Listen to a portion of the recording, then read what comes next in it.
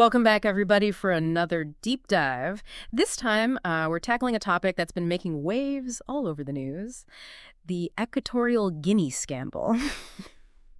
Yeah, it's a bit of a wild one. It certainly is. The kind of story that just grabs you and you can't look away. Exactly. And let's just dive right in. We're talking about leaked videos, over 300 of them. Yeah. Showing Mr. Ebang Iya, he's the Director General of the National Financial Investigation Agency in Equatorial Guinea, showing him in, shall we say, compromising positions with a number of different women. Now, what makes this even more complicated is that these videos weren't filmed in some private setting. They were taken in government offices and ministry buildings, places meant for governing. I mean, talk about a breach of public trust, right? You'd think someone in his position would be a little more Discreet. Yeah. Exactly. But here's where things get a little tricky. Many of these encounters seem to be consensual. So on the one hand, we have the right to privacy. Right. Leaked material, especially of this nature, it just feels wrong, like a serious invasion. I agree. But, it's not so simple as just saying, oh, this is his private life. When you're the Director General of the National Financial Investigation Agency and you're engaging in these acts in government buildings, that line between private and public, it gets really blurry. Oh, for sure. You have to consider the potential for abuse of power, especially when you factor in that some of these women are connected to very powerful figures. Oh.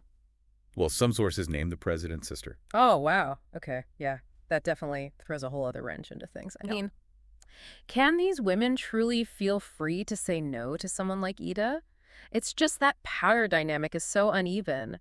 How do you even define consent in a situation like that? It's a really valid point. Even if we assume there was no outright coercion, the mere suggestion of pressure from a superior, it's problematic. Totally. It makes you wonder what the culture is like in these government offices. Is this kind of behavior tolerated or even encouraged? And then there's the question of public trust. I mean, how can you see someone in a position of authority behaving like this and still have faith in their judgment? Right. Their respect for their role, their fitness to even hold that position. Exactly. And it goes beyond just one man's actions.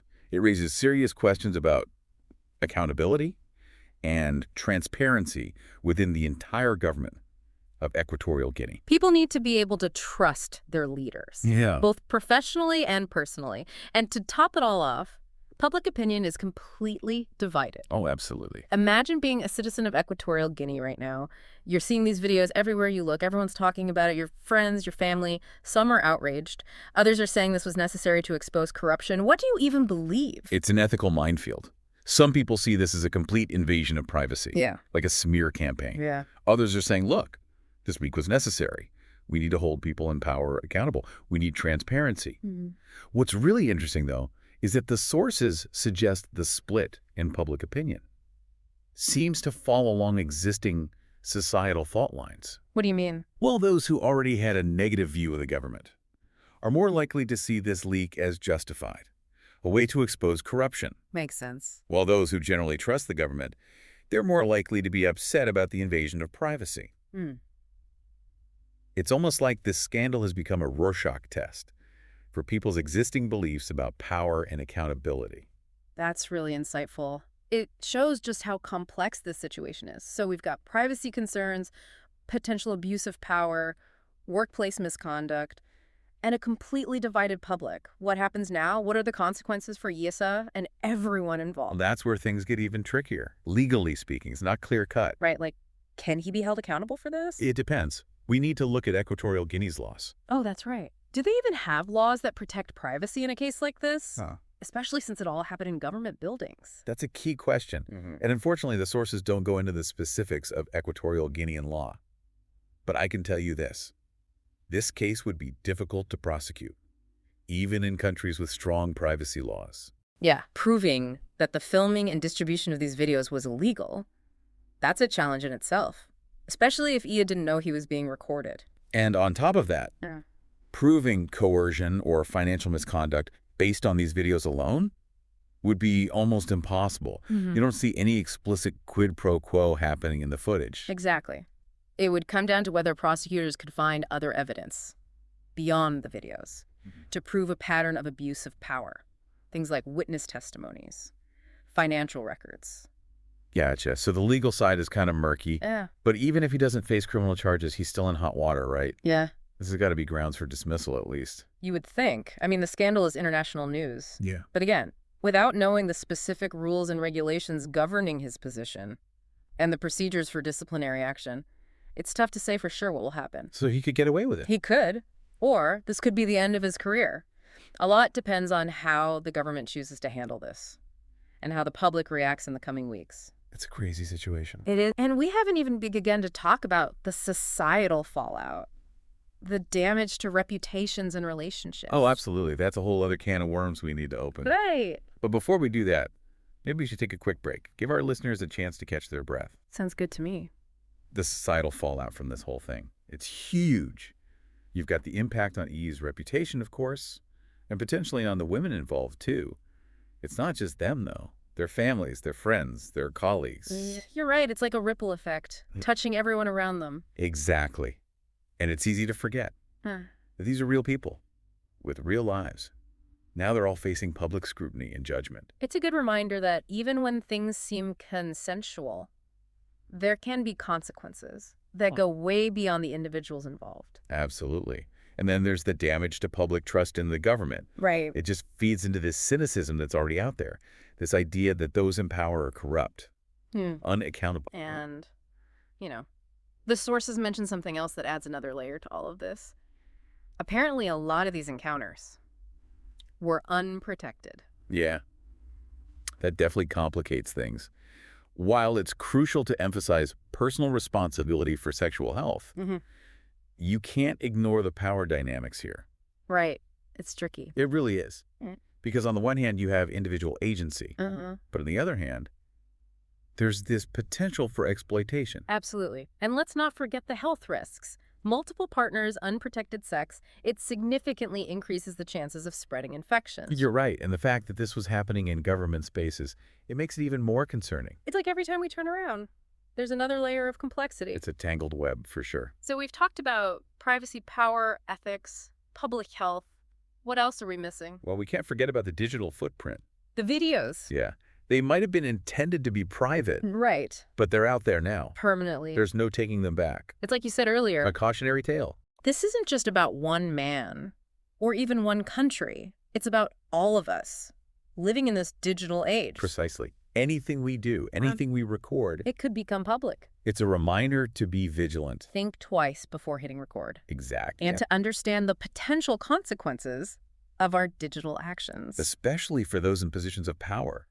Their actions are under a microscope. And their mistakes can have much bigger consequences. We need clearer ethical boundaries, clearer policies for those holding public office. So for our listeners out there, if you're thinking, well, this is all very dramatic, but it's happening in Equatorial Guinea, what's it got to do with me? Right. Here's the thing. This situation, it exposes a vulnerability we all share. In the digital age. We all leave a digital trail. And our private lives. They can become public in an instant. It's a sobering thought. It really is. And it makes you think. Yeah. About how we navigate privacy and boundaries in this hyper-connected world. And you know what else it makes you think about? What's that? The double standards. We've talked about how women are often judged more harshly than men in situations like this, even when they're willing participants. True. So why is that? It's a question we need to ask ourselves. Yeah. As a society. Yeah. These double standards are so deeply ingrained. I think they come from these outdated ideas about gender roles and sexuality. Right. It's time to challenge those assumptions. Absolutely. Yeah. We need a more equitable understanding of consent, responsibility, accountability. Well said. So we've covered a lot of ground here. Privacy violations, power dynamics, health risks, societal fallout. We've touched on the legal complexities and the deep divisions within Equatorial Guinea. It's a complicated story. With no easy answers. But I think that's why it's so important to talk about. Knowledge is power, right? It is. The more we understand about these complex situations, the better equipped we are to make informed decisions. And to have meaningful conversations. Exactly. About these important issues. So as we wrap up this deep dive into the Equatorial Guinea scandal, I want to leave you with a final thought.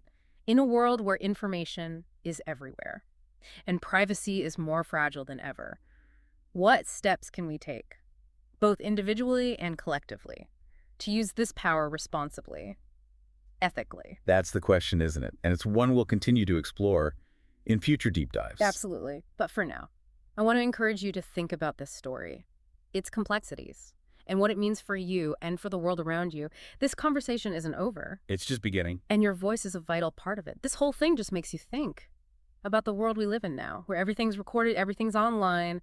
The line between public and private, it's practically invisible. It really is. Makes you kind of nervous. Real bit. But we can't just bury our heads in the sand. No, definitely not. So here's the question. Knowing all this, the privacy violations, the power dynamics, the health risks, everything, do you think leaking those videos was justified? That's a tough one. There are so many competing values here. On the one hand, privacy is important. Right. But then there's the public's right to know and the need for accountability. It's a balancing act. For sure. I mean, part of me feels like, look, this was a private matter. No one should have that kind of private information exposed. Right. But then again, he was in a position of power. And maybe this was the only way to expose what was going on and to start a conversation about ethical boundaries. It's a real dilemma. And that's what makes this whole case so interesting. It's not black and white. Not at all. There are so many shades of gray. It's messy, it's complicated, it demands nuance. It's almost like we need a new set of rules for the digital age. I think you're right. Like, how do we even talk about privacy and consent when everything can be recorded and shared so easily? It's a question we're all struggling with. And then there's the question of accountability. How do we hold people responsible without resorting to public shaming or vigilante justice? These are tough questions, but they're questions we need to be asking. And not just about this one case. This is about the bigger picture, how technology is changing our lives. Our relationships, Yeah. our society as a whole. We need to have these conversations everywhere, in our homes, in our workplaces, in our communities, And at the highest levels of government, because technology isn't going anywhere. if anything, it's only going to get more powerful. So this whole scandal, It's a wake-up call. we can't just sit back and let technology run wild. We need to be proactive. We need to set boundaries and Yeah. demand accountability. Exactly. Well, we've covered a lot of ground today. We have. Privacy, power, ethics, health, risks, legal issues, the digital footprint. It's been a deep dive. But this isn't just some far-off story. It's a reflection of the world we live in. And it's a reminder that we all have a role to play in shaping that world. So Right. as we wrap up, I'll leave you with this. Knowledge is power. Use it wisely. Keep asking questions.